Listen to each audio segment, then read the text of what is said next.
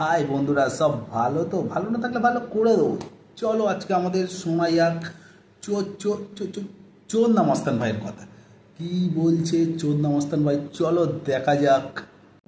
প্রত্যেক মাসে আম্বানিকে 350 টাকা করে দিই, এই কারণে। কি হয়েছে মা চোদনা ভাই? 350 টাকা করে দিস, তা রিচার্জ করবি, তা দিবি না?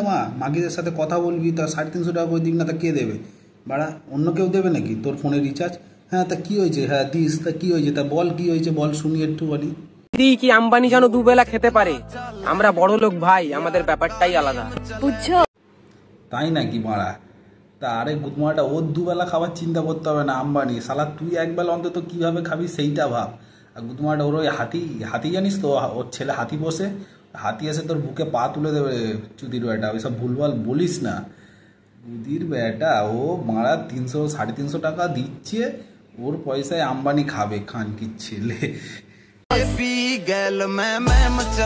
ওর পাশে যে মেয়েটা, ও শালা মুখটা দেখো কি করে রাখছে।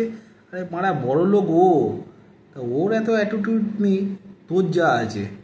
যাই হোক বাবা, বড় লোকের ছেলের সাথে থাকলে বড় লোকের